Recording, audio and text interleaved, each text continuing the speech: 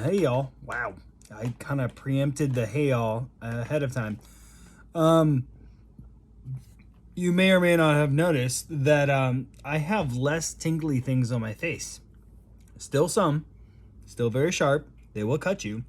But yeah, I had this idea to maybe go back in time and like knock off a few years. Does it work? Do I look younger? Do I look pretty now? I'm sure with that face. What if I do this face? This is better. How do I look younger now? Do I look more appealing to the youngins? Anyhow, so yeah, I was growing a beard, and honestly, it was the No Shave November, which is just like a fun thing, gimmicky thing, where it's like, hey, it's November, so don't shave.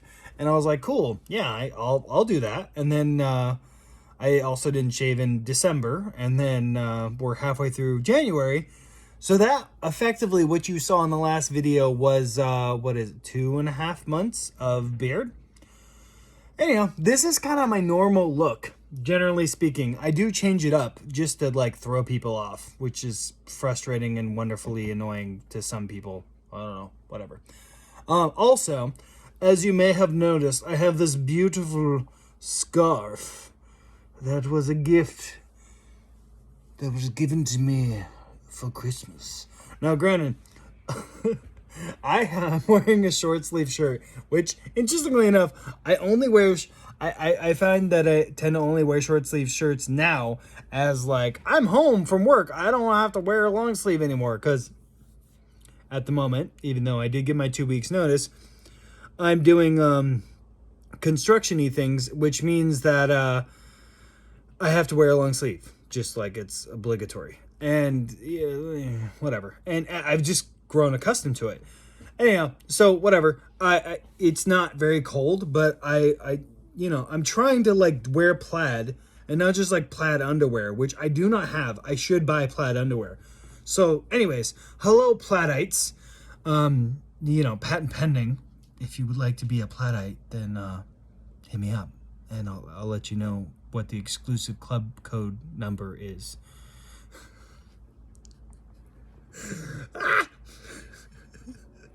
Sorry, I love it. Like, oh, hello, I'm a Plaidite. Are you a Plaidite? Do you know the secret handshake? Do you know the 3-digit code backwards plus 4, 5 numbers? Because, yes. Do you? Because 2 odd numbers equals an even number. And fun fact, my favorite number is 8, which is not what we're talking about today. So now that I've, rambled enough for 3 minutes plus, the subject at hand is this. It's voting. Okay? I'm an American, and I feel like this conversation in general encompasses everyone, unless you're in a country that doesn't allow voting. And in that case, I would highly suggest that you get the heck out and go somewhere where your voice actually matters. But anyhow, so in the United States of America, there is a common understanding that voting doesn't really matter. And I'm inclined to say, yeah, that's kind of true. That's kind of true. Based on the 2020 election that just transpired between Trump and Biden, and the fact that, was that the 2021? It really depends on when you count it. Anyways, the election between Trump and Biden, I'm inclined to say, okay, cool, yeah, no, your vote doesn't matter, because at this point, there's so much effery afoot that it doesn't really matter. Like, you can vote for someone, and you can convince everyone you know to vote for someone, yada, yada, yada, and there's still going to be yahoos that vote, or there's going to be effery afoot, and they're just going to make it whomever they want, right? Now, okay. It's kind of weird for me to circle this square, because on one hand, I'm inclined to say that, yeah, no, your vote doesn't matter at all. Don't freaking bother, blah, blah, blah. Clearly, as we saw, and in all fairness, I did vote for Trump. Okay, I think Biden is a horrible president, so there's that. I mean, horrible president doesn't really describe it. One could easily say, in my opinion, that the Biden is the worst possible president. But I understand that a lot of people didn't like the things that Trump tweeted, so there's that.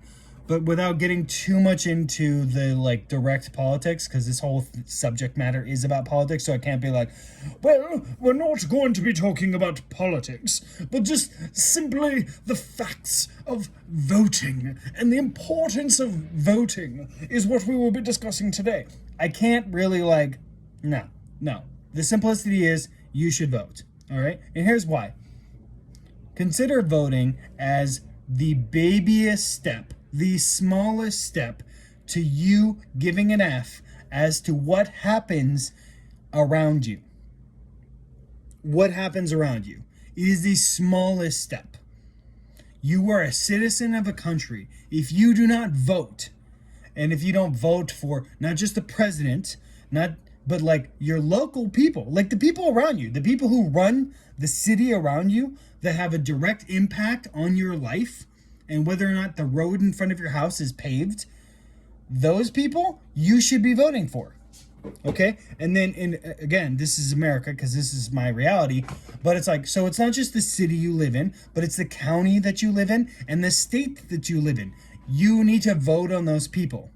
Now, I will go on a long diatribe, not right now, but I will go on a long diatribe later about why taxation is bad, okay? And what taxation has done and how it is basically eked out 50% of the life force, the money out of your money. Because what you're making is whatever. Now I'm going into this thing. Gosh dang it. But the simplicity of it is this. You and I and everyone else need to minimally vote. Like every election should be 75% of the people actually voted. Every single election. Every single one. Why? Because the other 25% are kids and they can't vote. So, realistically speaking, 100% of the eligible voters should be voting. Why? Because the decisions that those people make affect your life. And here's the trick. If you don't vote, all right, even if you stand against me, you don't agree with my politics, which is totally fine. Right, I'm okay with you not agreeing, generally speaking. Oh, I say that, but actually, if you don't like the things that I like, then perhaps we won't get along and maybe you'll just find yourself in a ditch somewhere. So I would suggest that maybe you'll go with the people that I like. No, but joking aside, if you don't vote, what that actually does, it isn't like, oh, well, I just didn't want to vote. You're actually giving your vote to somebody else. You are effectively giving your power to somebody else. Think of it this way. If you're in line at Starbucks, okay, and you order a drink, okay, I'm not doing this analogy any service. Okay, like you pay for a drink and then you don't get it and then you just drive away. So you ordered the drink and you paid for it and then you just drove away. This is not a good example. Simply put, if you don't vote at all in any of the elections, and not just the presidential, but if you don't vote at all, you are effectively granting more power to somebody else. You're saying, hey, I'm not going to do this, so I'm going to go away. So then this person has twice as much power. Think about that. You not voting gives the person next to you twice as much power in the voting booth. Do you trust that person? Do you agree with that person? Do they have the same viewpoints as you? No, probably not. So the importance of voting is tremendous, because otherwise, if you don't, then you are effectively giving up your right to vote to them. You're giving your vote to another person who you don't know at all. Okay? And you don't know how they will vote. That's like an oversimplification of it. Then there's this other thing. and it's very frustrating to me because I live in California. I live in Los Angeles County. I've lived in Los Angeles County my entire life. Okay. And I didn't until recently, like within the last 5-6 years, get like politically inclined. And I wouldn't even say I'm like super knowledgeable, but I am starting to pay attention. Like I don't know all the local people around me, but I'm starting to be like, oh, I actually need to know. I need to know who's doing this because I have a road outside my house, which is right also in conjunction with the school. And hey, fun fact, like they have not paved the road, like for years, for 5 years, the road is unpaved. They patched it. They did some little things, but I'm like, why? Why is this happening? What the heck? And then also, just personally, I've seen taxes in the state of California where I'm just like, why are you taxing more on gas? WTF? And the reasoning behind this is like, well, we need the roads to be of good construction. So we are taxing the people so that they can have the roads. And I'm like, bro, you already taxed the F out of us. Why are you doing more taxes for the roads? Maybe you suck at your financial planning and you can't maintain the roads, which is your problem, which is why you have that job to figure out, hey, I have this much money. How do I survive? Because every other person, it's like, oh, hey, yeah, I'm sorry. I have a job and I make this much money, right? $500 a week. That's what I have. Cool. I have to find a way to survive on $500 a week. If that means sleeping on your parents' couch, a friend's couch, or living in a back place or doing extra work and working in the weekends or whatever you got to do, that's what you need to do to survive, to make food and whatnot. But the government doesn't operate that way. They're just like, oh, no. So that money that you gave us, we spent it all and we still didn't do what we're supposed to. So we need more money. And this, to me, and I know I'm going off of the voting thing, but this is important. You need to look at the government, whether it's small, medium, larger, or fucking gigantic. You need to look at them as a drug abuser, a drug user. Okay? That's how you need to look at them. And the reason I say that is this. Because if you have someone, if you've ever had someone in your life who was a drug abuser, you could testify to this because you give them $20, right? Oh, hey man, I gotta eat. I'm so starving, and can you help me out? I really appreciate it. It'd be great. And they're like this. I'm like, oh, please, my life is horrible.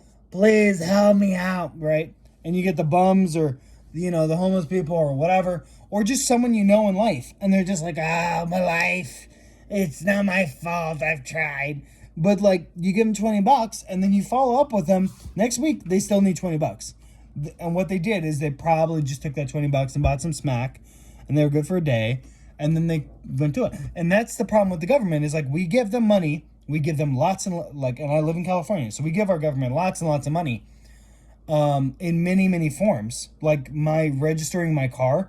It's a 5-year-old car, $250 to register my car. Probably more actually. But $250. Why? To get a sticker? Literally to get a sticker. Because I already paid for the license plate. So to get a little plastic sticker and somebody punches in, oh, David is good. $250. In some states, I want to say Montana, but other states is $50 or $25. So what that $250 is it's a tax. It is an effing tax that they are charging me and everyone else in California. And there's a bajillion cars in California. So California is making a metric F load of dollars just on that. And then also, sorry, my cat accidentally opened the freezer.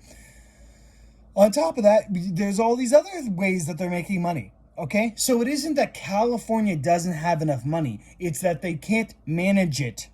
So, like I said, government, and I would make this argument that pretty much every government, if you treat government as if they are a drug abuser, if they are someone who is addicted to drugs, if you treat them with the same mentality where it's look, I'm not giving you money. Here's what I'll do. I'll give you a protein bar.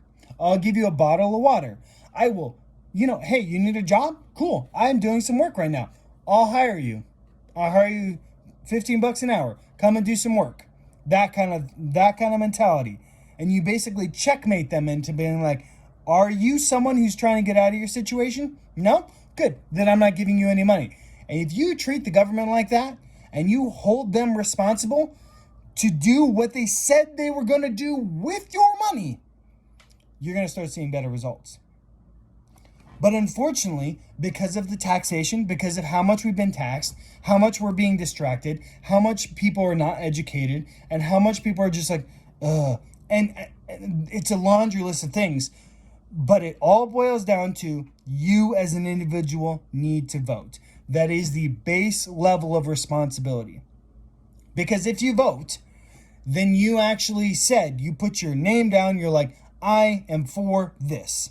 Okay? And you know what? You and I can disagree on what this is. You and I can disagree on that. And that's fine. We can have an adult conversation about that. That's fine.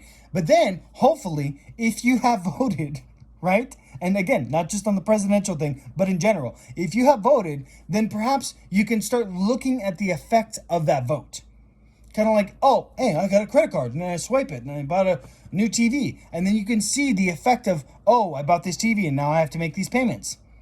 So similarly with government, it's like, cool, I made this payment, and now I can see, oh, wow, what is the government doing with my money? They're not doing anything of value.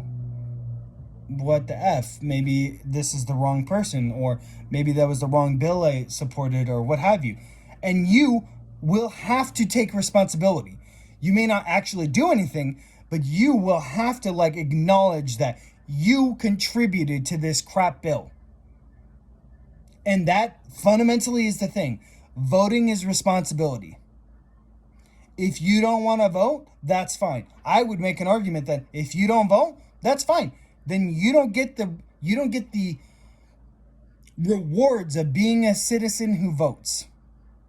And I know that's nasty. That's a nasty thing. And perhaps I'll make a separate video about perhaps if you turn 18, you can't just vote. You actually need to do things. But I feel like somebody who votes should actually be a contributing member to society. They should be giving more than they are taking. Okay? So meaning if you're on welfare, which I'm not for welfare, but if you're on welfare, then perhaps you shouldn't have the right to vote. Why? Because you're not contributing to society. You are literally taking from me and other fellow taxpayers so that you can live. You're not contributing. Sorry, living is not contribution.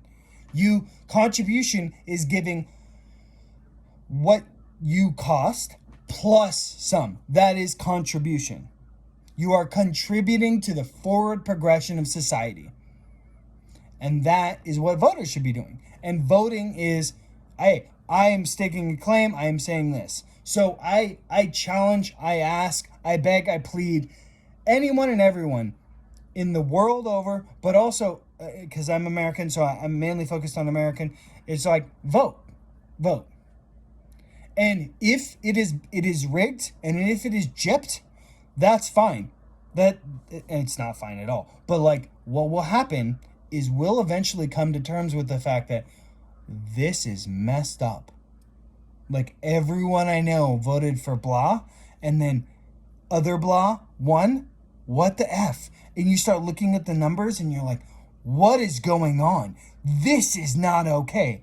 And that is important. Everyone needs to know what's going around.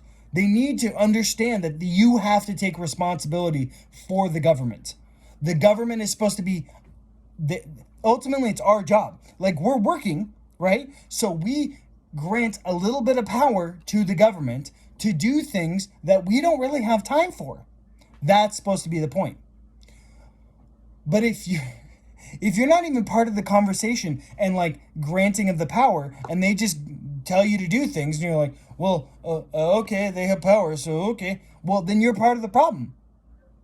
So I challenge you, pay a little bit more attention. Just listen to some things. Okay, this is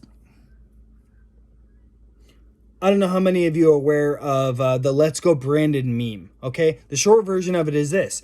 There was in America, in sports events throughout, the state, throughout the country, there were a lot of fans of sports events who were saying FJB, like F Joe Biden, F Joe Biden, F Joe Biden, F Joe Biden, that thing, right? And then there's a NASCAR race, and this guy named Brandon who won the race. And there's a reporter, a female reporter, who's like, oh, blah, blah, blah, blah, blah, asking questions. And then she's hearing this chant, the F Joe Biden, F Joe Biden. And she, I'll give her the benefit of the doubt, heard, although I really think she was just trying to be coy, she heard, let's go Brandon. So instead of F Joe Biden, she heard, let's go Brandon, right? Even though it was very clear that they were saying F Joe Biden. So what does she say? Oh, hey, look, Brandon, they're chanting you. They're saying, let's go, Brandon. So what happens? The internet and a bunch of other people were like, oh, okay, cool. Let's go, Brandon literally means F Joe Biden. Joe Biden, which is the current president of the United States of America.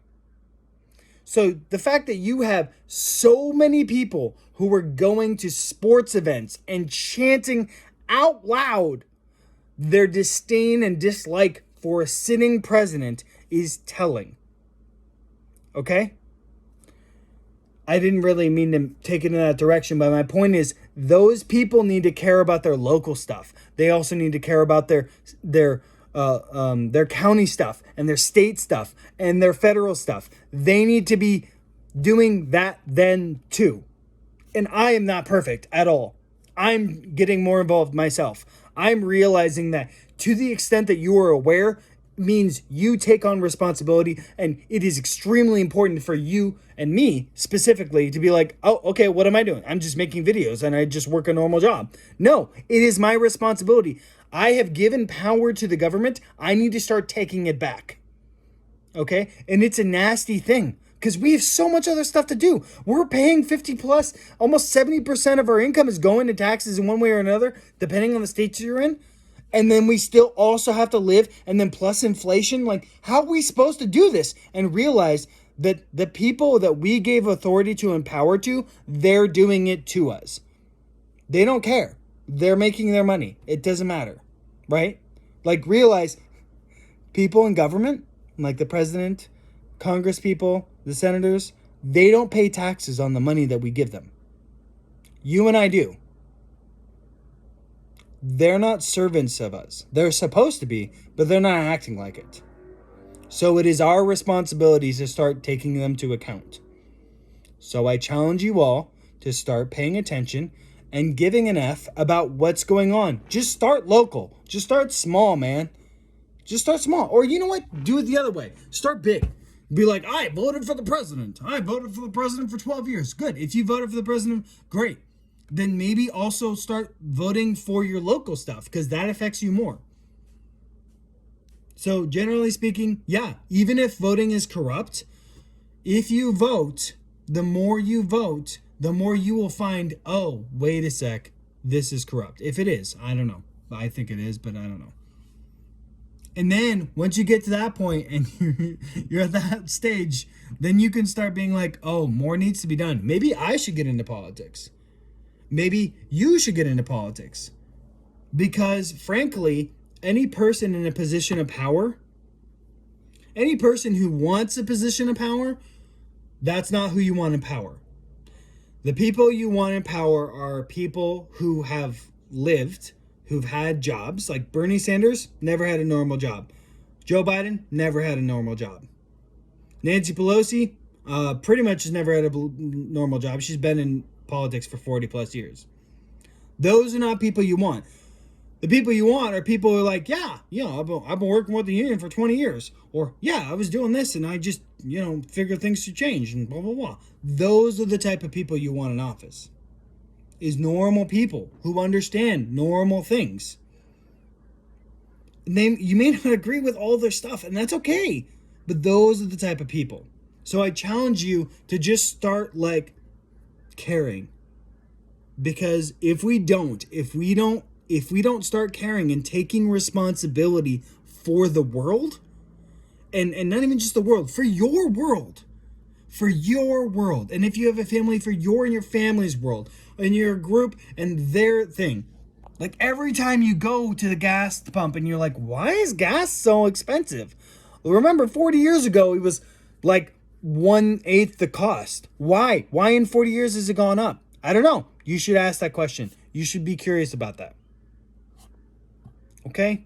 So, I love you. Plutonians. I don't know. We're working on it. All right. Tune in tomorrow because I'll do something else. We're at 25 minutes now. That should be fun. All right. Talk to you later. Bye.